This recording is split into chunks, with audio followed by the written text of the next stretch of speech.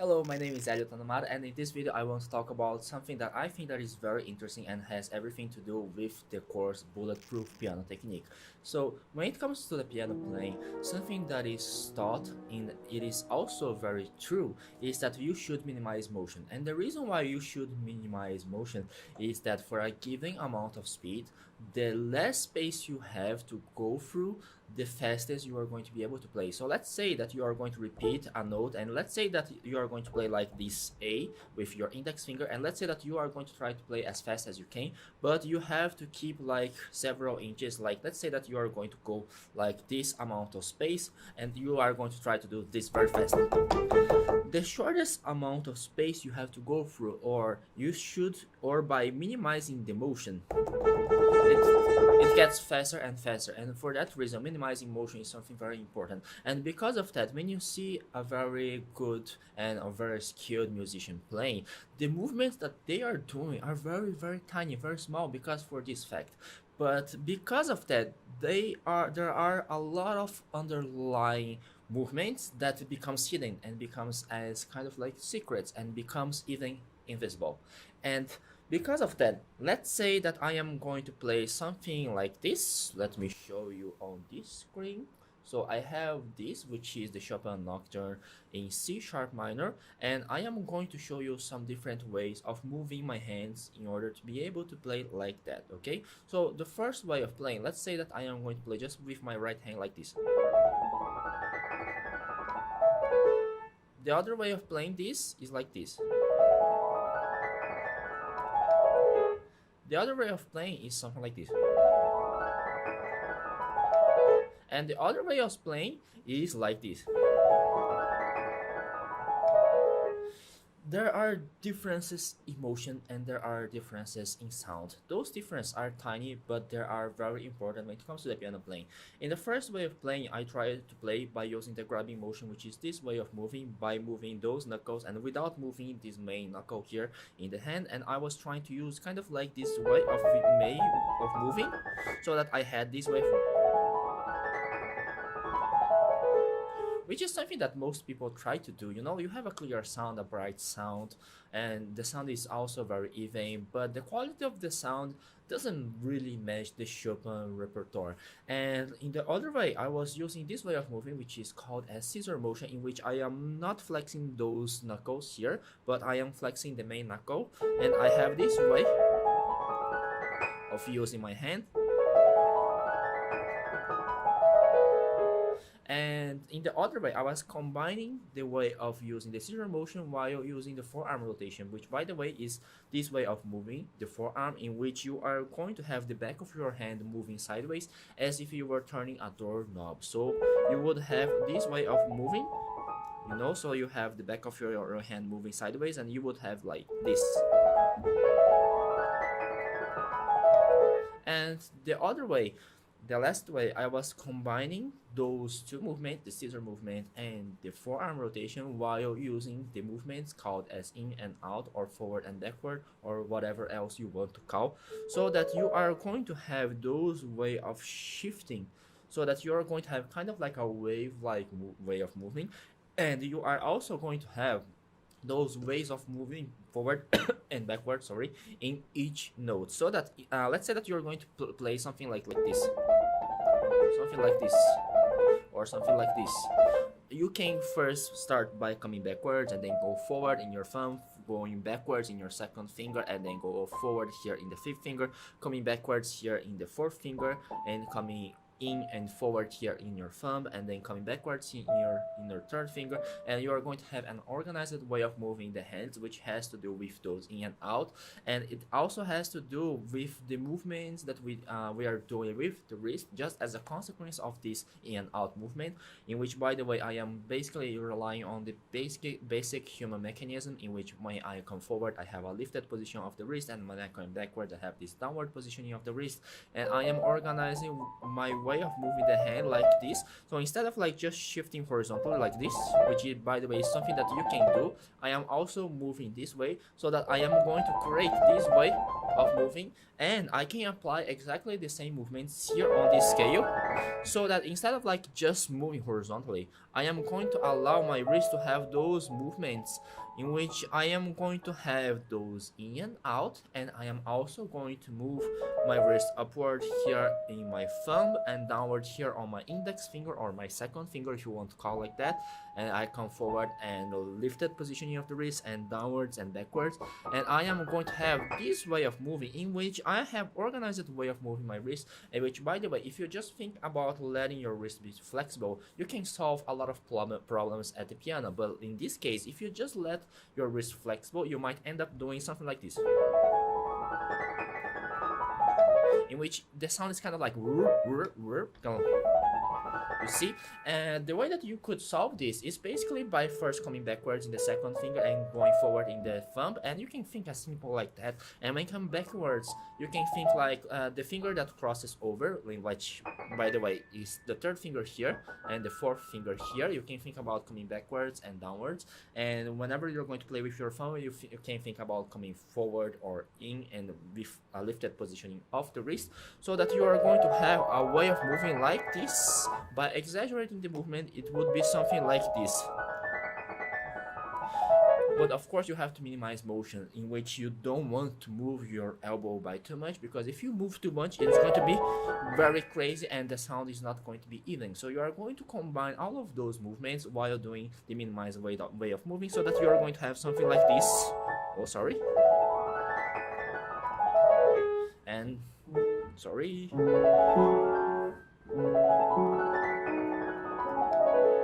You see? So this is a very different way of approaching the piano technique, other than just saying that you should allow your wrist to be flexible, which is true. You should use the weight of your arm, which is also true. But all of those things, even though they are true, there are things that everybody talks about, and even when they are talking about those things, it is not enough in terms of really going through the underlying movements that the top pianists use, like Daniil Trifonov, Valentina, Lisitsa, Martha Argerich. Their technique is not, how can I say, there is not the same across all those pianists, but there are some underlying things that are connected to each other. So this course is basically for the people that are at least intermediate level of the piano playing. Ideally, that person should be able to play something in the classical music. By the way, I want to mean that you should be able to read music, because we are going to work on those things also by using some materials like Chopin etudes and things like that. And it is also designed for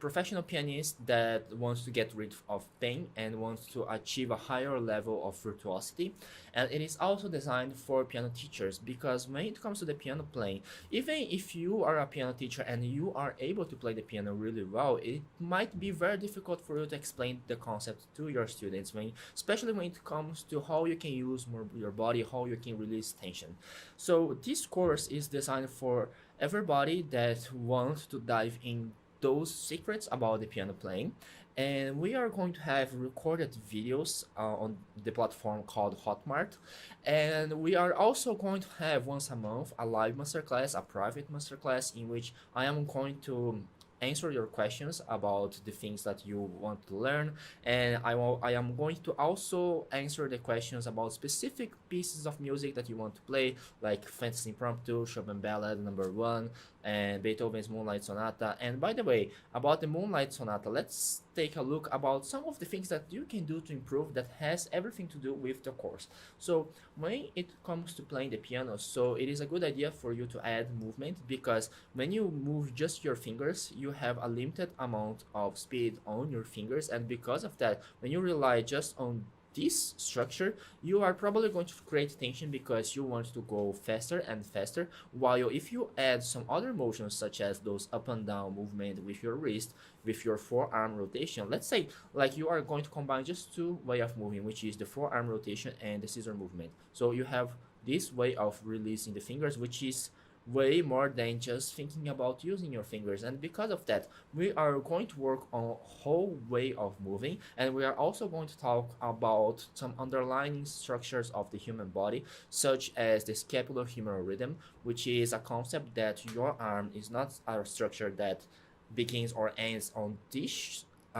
in this articulation, the shoulder articulation, but actually starts here on the sternoclavicular joint, which means that your arm should include your collarbone. And because of that, when you are going to play the things at the piano, this thing about letting your shoulder kind of like still, it is a myth. In terms of biomechanics, it is just not true. So let's say that we are going to work on the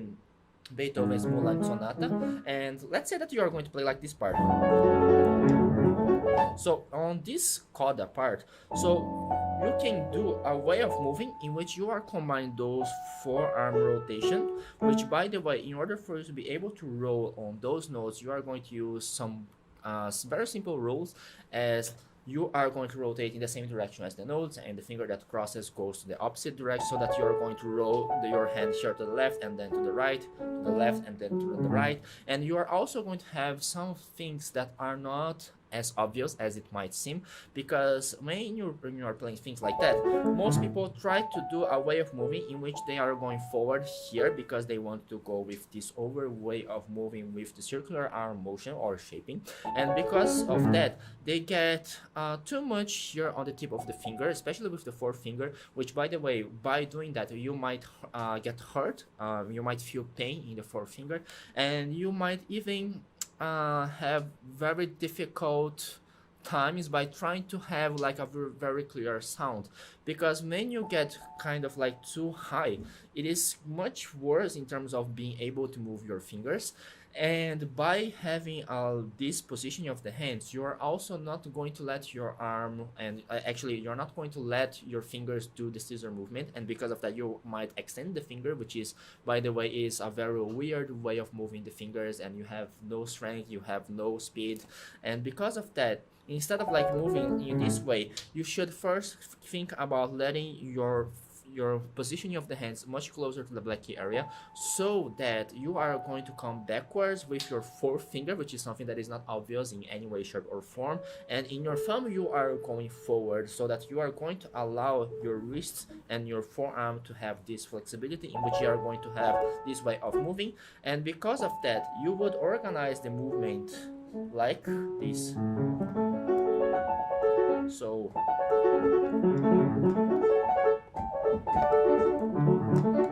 and there are some very important things in order for you to be able to play like this.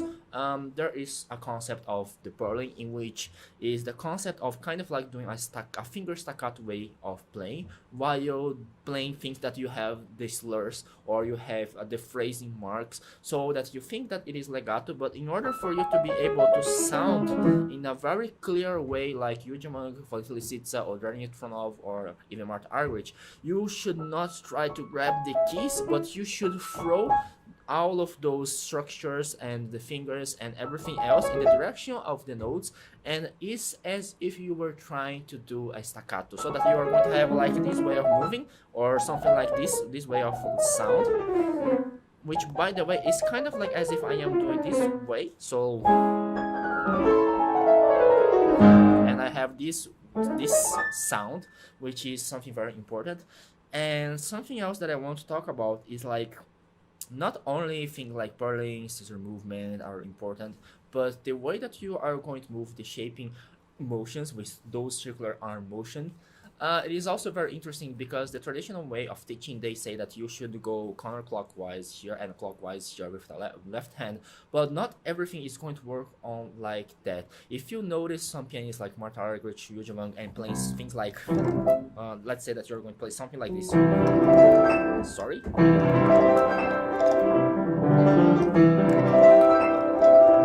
They are not doing the undershaping, they are not doing this way of counterclockwise way of moving, but instead they are coming from the top, but instead of coming forward here and getting kind of like stuck for for many reasons, which I'm not going to talk about right now, by the way. But you have to do a way of moving in which you come backwards, forward, and you have backwards here, forward, forward, back, so that you are going to allow yourself to adjust in this thing about coming forward and backward, so that you are going to allow yourself to be able to use the scissor motion, which is the fastest motion that you have within your fingers, and that you are also going to use the forearm rotation. And for that reason, when you do this under way of moving, which is also called as undershaping, you have some problems, such as the movement that you do with your thumb is much bigger this way, and with this downward position of your wrist, you are not going to allow yourself to have much forearm rotation. And because of that, playing like this with this way of moving your arm, it is something that works, but if you want a higher level speed, it just doesn't work. And for the same reason, when it comes to doing something like this, if you try to use this way of moving, which is something that many people try to do because this is the traditional way of moving, you get something like this, which is kind of like crazy. You might be able to play, but it is much more difficult than combining those way of moving, the forward and backward, using the forearm rotation, but while using this way of moving, which by the way is the clockwise way of moving, which by the way, if you like pianists such as Martha Argerich and Yuja, try to notice that whenever they are doing something like this, playing arpeggios and things like that, they are not using the undershaping as it is taught in the traditional way of traditional teaching. So they are using this way of playing so that they have the opposite way of moving. So I hope you enjoyed this video. So in this course, it is designed for intermediate level of the piano players up to the professionals and piano teachers, and we are really going to dive in on each of those very important secrets that no one talks about. It is a course that you are going to be able to take the knowledge that I gathered from several years of experience. I got injured when I was in the second year of my bachelor degree in music, and because of that, I started really diving in about how we can solve the technical issues. So I hope you have enjoyed this video, and I am going to see you soon on our course, Bulletproof Piano Technique. Bye bye.